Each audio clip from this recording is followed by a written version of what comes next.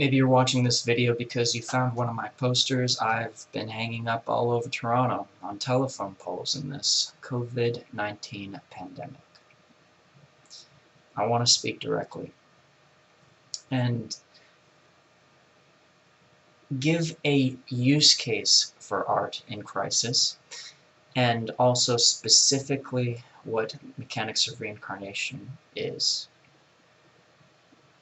Now, I'm a poet. This was a poetry project, a massive poetry project I developed over the last 10 years. And the poster that I've been hanging up is actually a modified version of a poster I've been hanging in 2018. Let me read you the text at the bottom portion before continuing. Torrential rain as sold by algorithm, that the data should be so severe, and how like with umbrellas we angle and make failings, in one sodden ear and out the other, residual irritation, in between, pressure in the great closed mind crisis, we each fold our complexities a certain way in defense, the awesome power of water falling. What particle effect unfolds so entirely, so asynchronously, feed back hard to even flock in such informational weather? Hard we make our flock in such formational instable.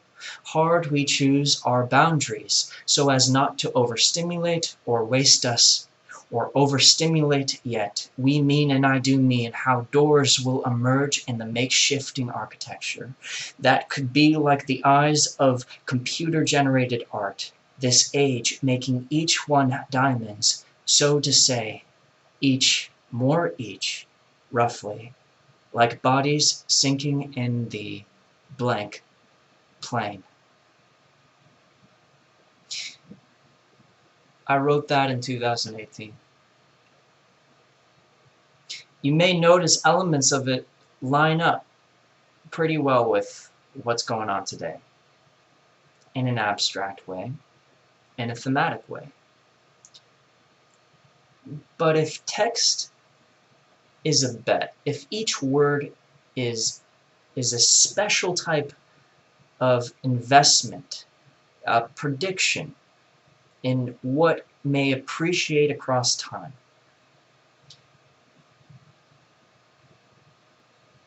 I believe it's valid to say that hits pretty close to the bullseye. And there's a reason why it would.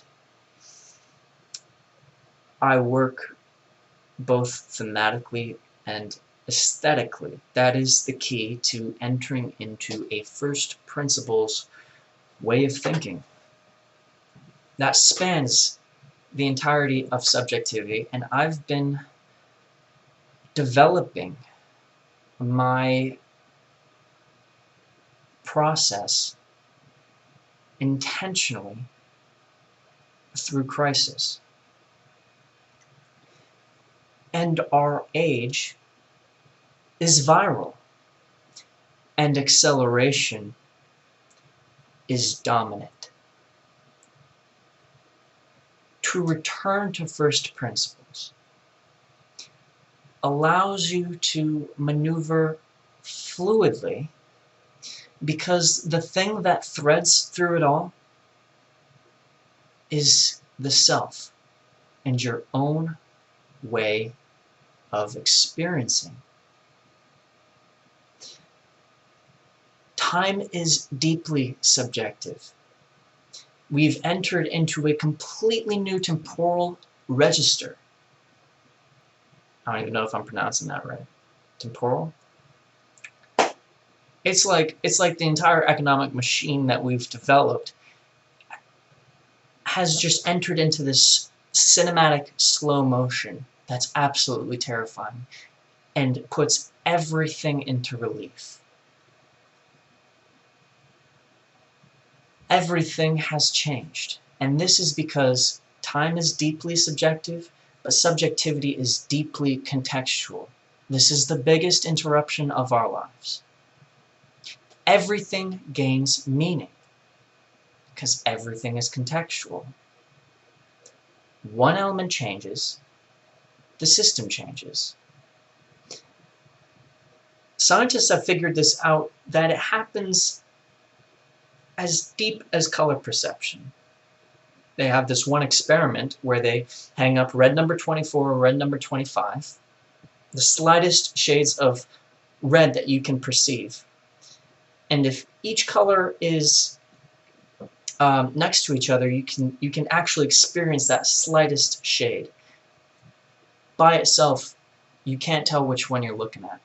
The experience itself on the deepest, finest, most hard-coded, and fast layer of cognition is dependent on every other variable. Here's another test. It's called the Ganzfeld effect, in which they cover your entire field of vision with one color, evenly lit through your entire peripherals, and all you see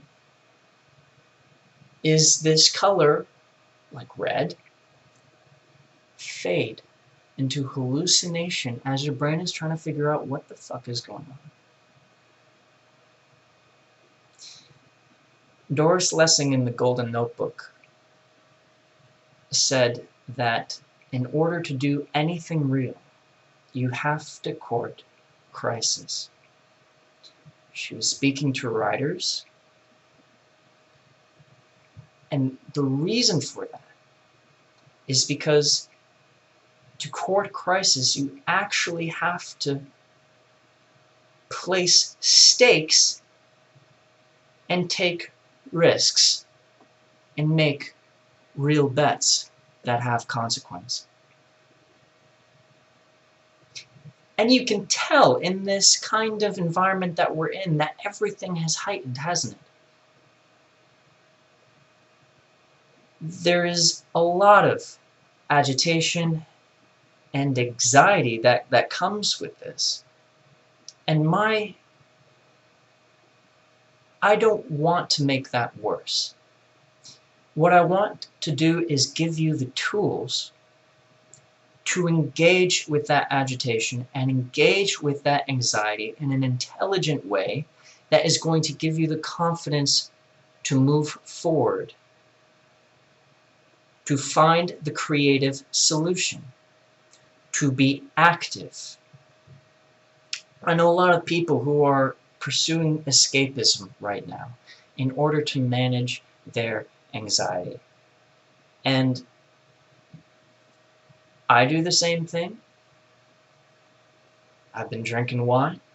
Sometimes I even play Minecraft.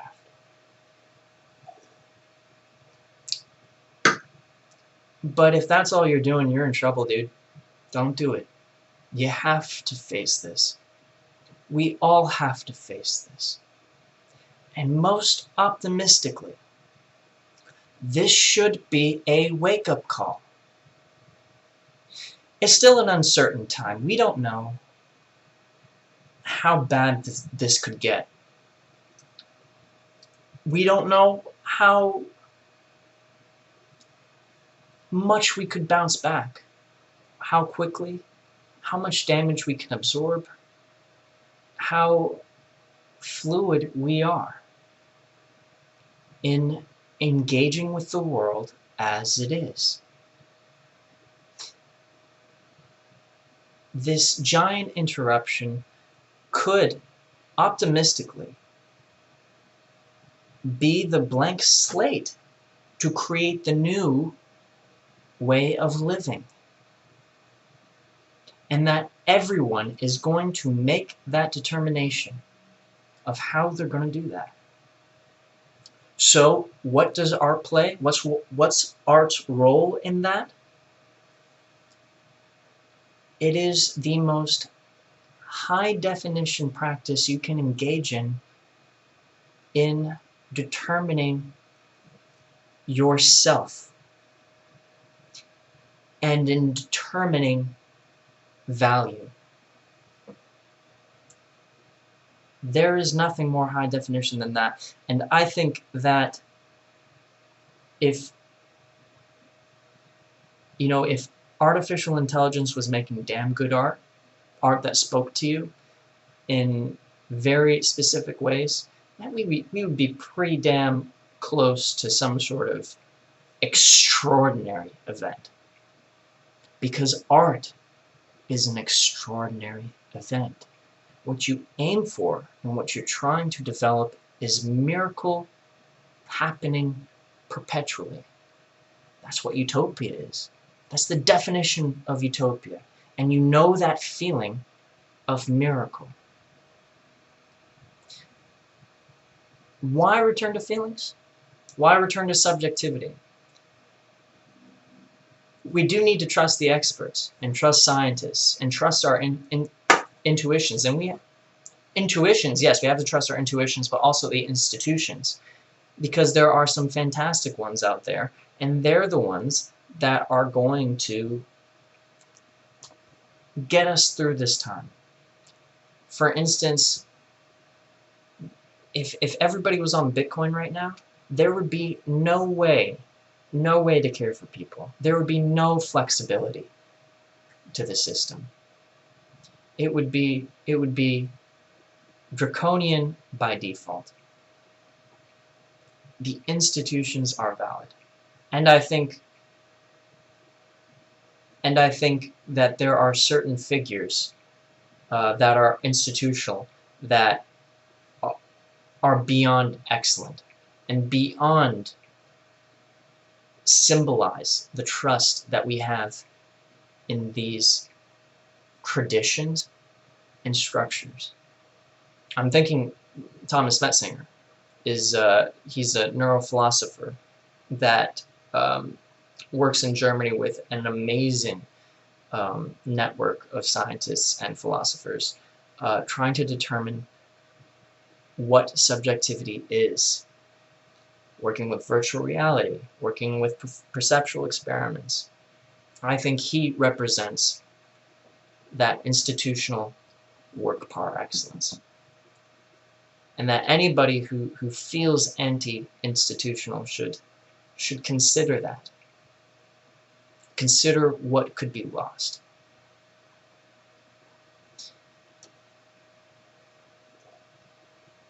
At the same time, the scary thing about all this is authoritarianism. You see it in China, and it works. That's terrifying. I saw videos of people being dragged out of their homes, put into vans, like kicking and screaming. We have this enormous structure in the sky that is so surreal and so powerful in a surveillance way that we don't know what an authoritarian version of that would really entail for us spiritually as a free people. I think art is emergent. It's anti-institutional in its core, but in a healthy way that can be recuperated. Because it's complex, because it's organic, it's living, it's proof of the human. Why watch Mechanics of Reincarnation? You might have checked it out and you might have noticed some things about it. A, it's really dark. B, it's brutal. It's visually brutal. There's this glitch aesthetic that doesn't feel good. That's mean. It feels like it's attacking the viewer. It's a bad trip. It's agitating. Deeply. It wants to be something that experiences in a different way every time you see it, because it's a vastly unstable project. There are connections in the late half that then come into view in the first half, which changes the first half, which changes the second half as this kind of enormous equation of value. Why subject yourself to that tension, moment to moment, in the hang time between the words, in the imperfection, in the flaws of it? It develops resilience. Poetry is yoga for the imagination. You're stretching yourself in what you're able to think and to hold. That's the reason to watch it. I was talking to a couple of business owners the other day who were running a board game cafe. Obviously, it was completely dead. They're probably closing up tomorrow. And they were telling me that, look, this road was already so hard and so long. For 2 years, we opened and have been building without that guarantee that this was going to be a success, and working our asses off. And now it's like, where can we pivot? We're exhausted.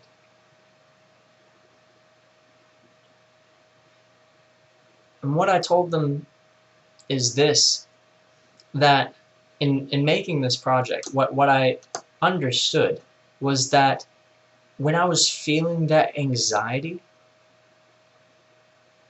was when I was encountering a cognitive problem that was too hard. I didn't know if I had the tools. There was no obvious solution. And you think about it, and you feel like you're not good enough, you feel your limits, you're banging your head against the wall, the walls are closing in. What do? You go out for a walk, you listen to music, and you forget about it. And if you're lucky, an hour later, 2 hours later, the solution just arrives, as casually as an object lying on the sidewalk. So the point is, that feeling of anxiety is your intuition working. Your subconscious is always working underneath you, and it is so much smarter than you. It's so much faster. It's so much more wise. And it's not you. You can't consciously control it, and if you try, you're going to have a bad time. If you want to operate at your max, you have to integrate your top-level ego conscious self with what's happening underneath. So how do you integrate that? How do you develop that kind of self-knowledge? That's where practice comes in. I've been thinking of a metaphor for this, for what this subconscious entity is. And I've come across this idea that, every idea is like this organic thing that grows inside you. The reason why to read philosophy or analysis or theory or any of that crap, any of that top-level symbolic shit, is that you can't directly use it unless you want to be like a theoretician or whatever.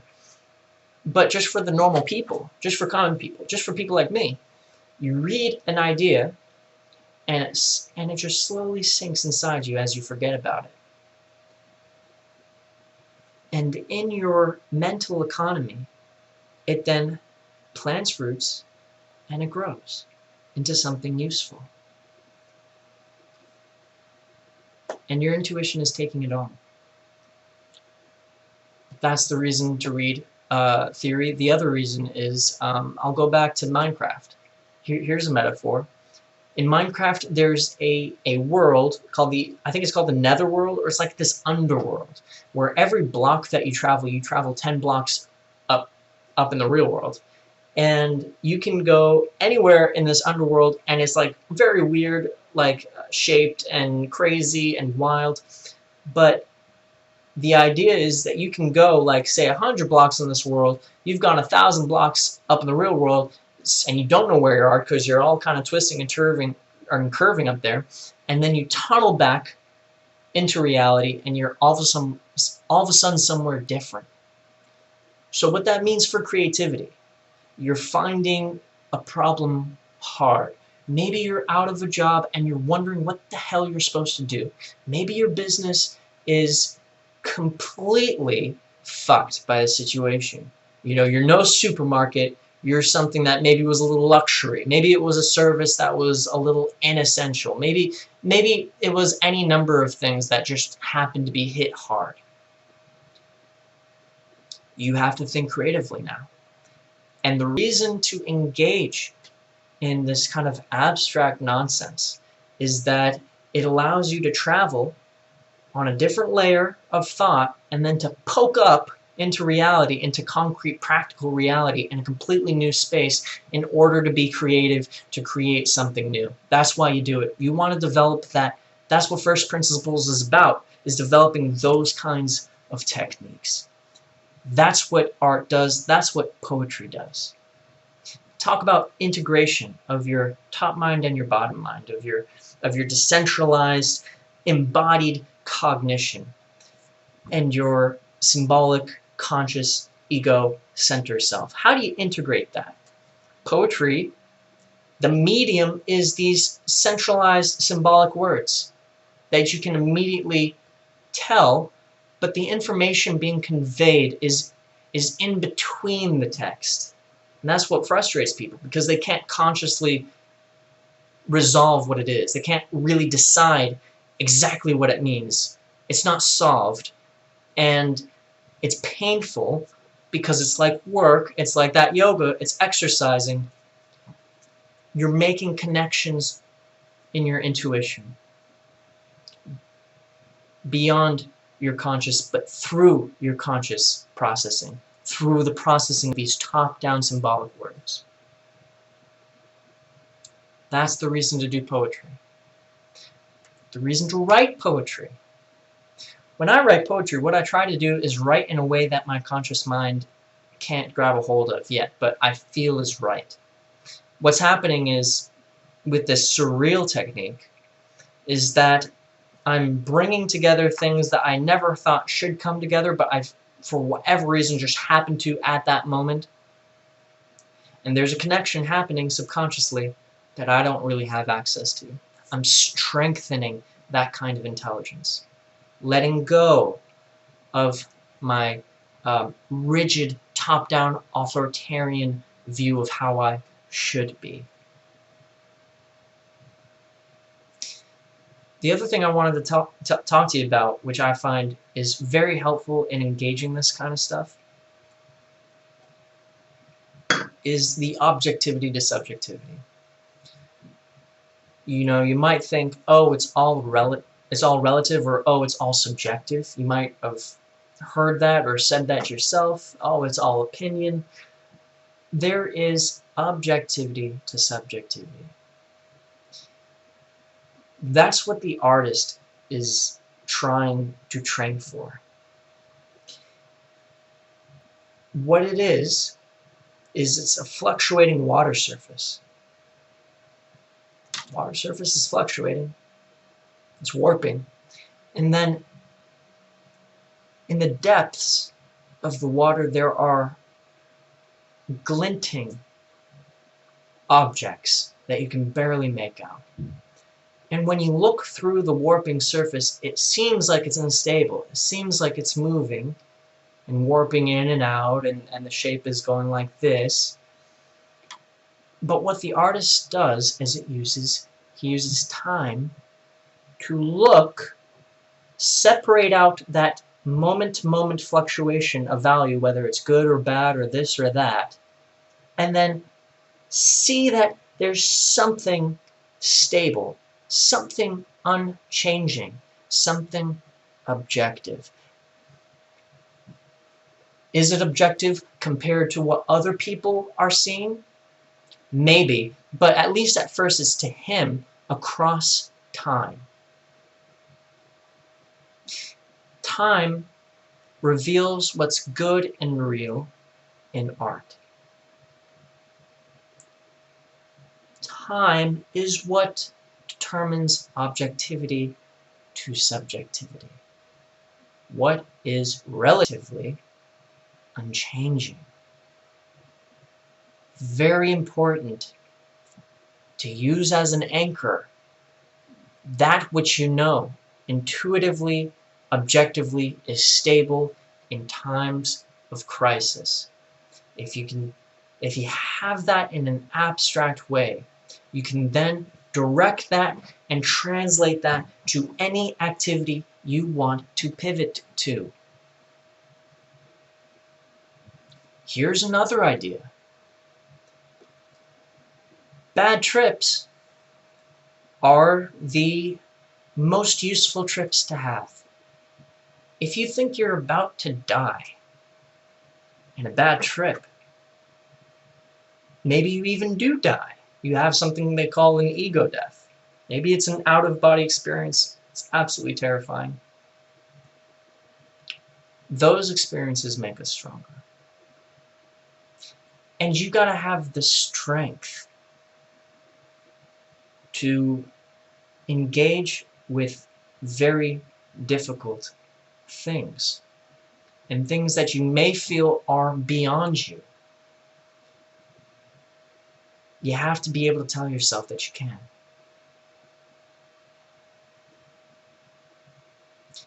And you can tell yourself that if you can intentionally subject yourself to strangeness, instability, absurdity, crisis. It's all a practice.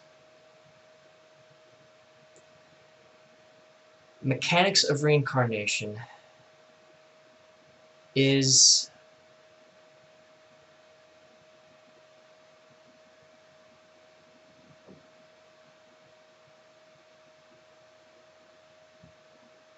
a kind of prophecy.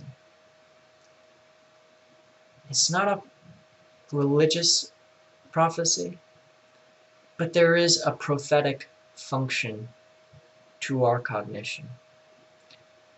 There's a reason why we have imagination. If you jack up imagination all the way, you're in the avant-garde. You're in speculative philosophy. It's a very distinct head of an axis with traditionalism. Yeah, we have to respond. We have to, and definitely in times of instability, people return to tradition, and I think that's my theory of why there's been this huge rightward turn, in that the social media was making everybody so unstable that, and it was so weird and so surreal that people by default started pulling back to more conservative modes, more survival modes instead of thriving modes. We're about to head into a pretty intense survival mode. But what's weird about that is that this interruption, the interruption is completely new. Those things are always kind of in tandem, in relation. We have this completely new setup and problem and movement on the horizon, like a tidal wave coming up, and now it's like it's been crashing on us.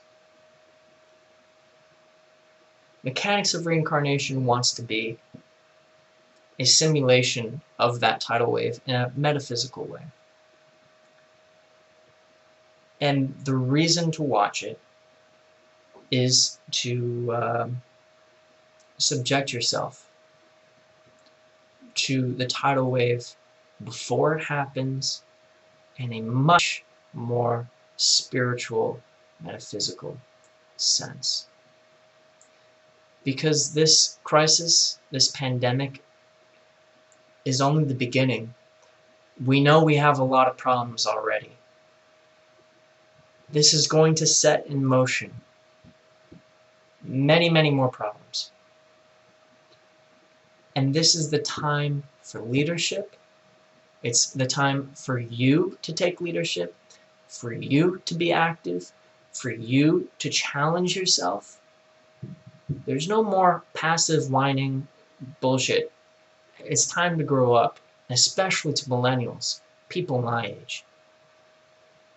It's time to step up to the plate. That's why I put these posters up and what I think this project should be. My name is Vogt, and thank you for watching this video.